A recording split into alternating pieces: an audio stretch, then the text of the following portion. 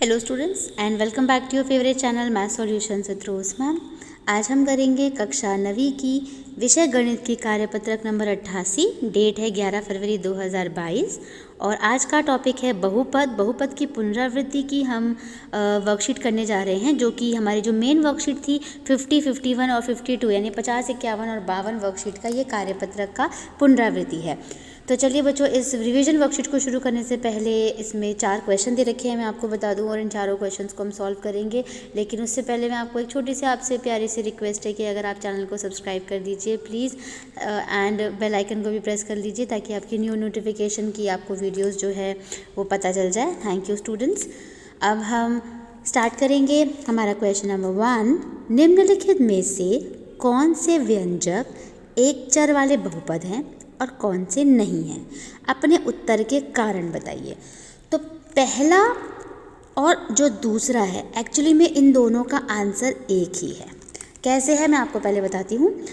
ये देखिए, जो पहला है इसमें भी एक्स स्क्वायर और एक्स यानी जो एक्स की जो पावर है वो पूर्ण संख्या है, और इधर भी वाई की पावर पूर्ण संख्या है।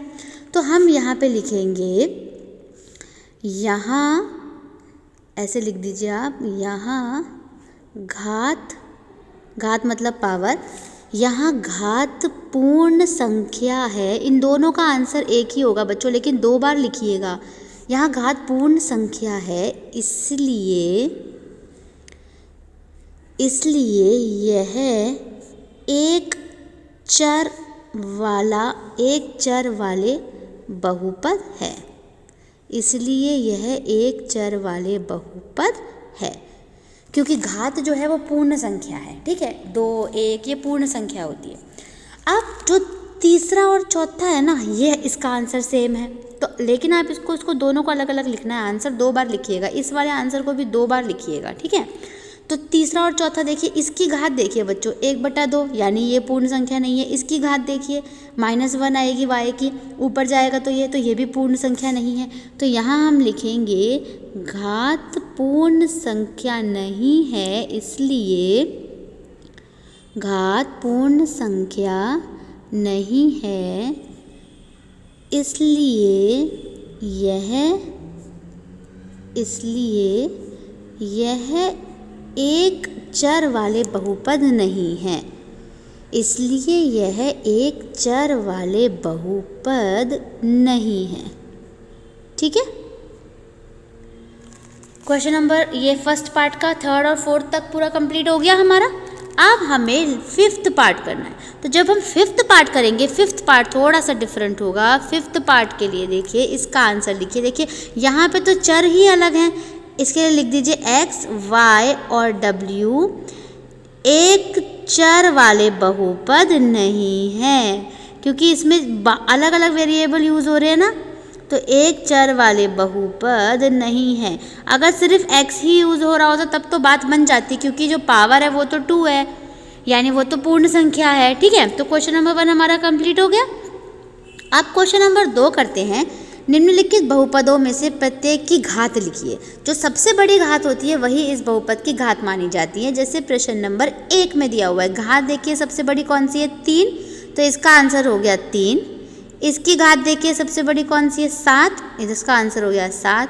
इसकी घात देखिए बड़ी 7, और यहाँ तो कोई घात नहीं है, इसलिए इसका आंसर क्या हो जाएगा बच्चों, 0 हो जाएगा इसका आंसर। ठीक है, क्वेश्चन नंबर 2 भी हमारा डन हो गया। अब क्वेश्चन नंबर 3 कर रहे हैं, जिसमें हमें बोला है निम्नलिखित को रैखिक, द्विघाती और त्रिघाती बहुपद के रूप में लिखिए। रैखिक वो होता है जिसकी घात 1 होती है, द्विघाती जिसकी घात 2 होती है, और त्रिघाती जिसकी घात 3 होती है। तो यहाँ पे ये आपको कॉलम दिया हुआ है। इस कॉलम में आपको ये सारे जो है नंबर्स जो हैं, ये जो समीकरण आपको दिया हुआ है वर्गीकृत करने के लिए, बहुपद दिए हुए हैं सॉरी, तो आपको इसको भरना है। ठीक है, बेसिकली तो चलिए पहले हम इसको कर लेते हैं। क्या बताया था मैंने, 1 घात वाला रैखिक, 2 घात वाला द्विघाती और 3 घात वाला त्रिघाती। ठीक है, तो आप ये देखिए लीनियर पॉइंट, पहला वाला क्वेश्चन देखिए, 2 दिख रहा है ना, तो ये द्विघाती हो गया, x² + x। इसके बाद दूसरा 3 घात दिख रही है, तो ये त्रिघाती हो गया, x - 5x³।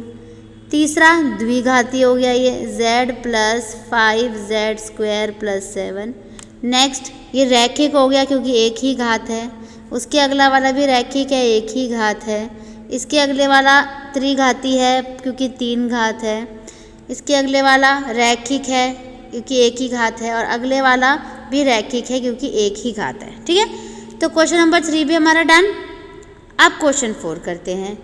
तो क्वेश्चन 4 में दिया हुआ है निम्नलिखित में से प्रत्येक स्थिति में बहुपद का शून्य ज्ञात कीजिए। तो जब बच्चों हम बहुपद का शून्य ज्ञात करते हैं तो जो px होता है ना उसको हम ना इक्वल टू 0 रखते हैं।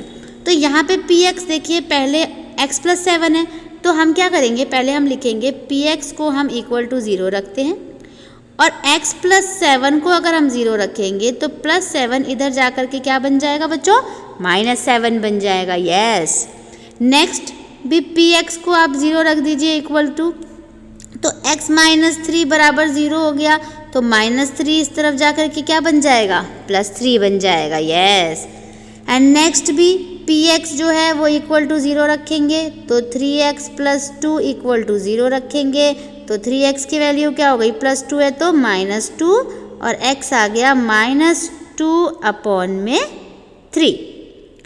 एंड नेक्स्ट है, नेक्स्ट भी सेम कर दीजिए बच्चों, px बराबर 0 रख दीजिए, इसके बाद 3x - 4 को 0 रख दीजिए, 3x बराबर -4 है तो +4 हो जाएगा, और 4/3 आ जाएगा। और लास्ट है आपका इस क्वेश्चन का लास्ट पार्ट है, 3x = 0 रखेंगे तो x = 0/3, और आंसर क्या आ जाएगा, फिर 0 ही आ जाएगा। ठीक है, तो इसी के साथ हमारी आज की वर्कशीट कंप्लीट होती है। अगर आपको कोई भी डाउट लग रहा है, कुछ समझ नहीं आ रहा है, तो प्लीज़ आप मुझसे कमेंट करके सेक्शन में आप ज़रूर मुझसे पूछिएगा।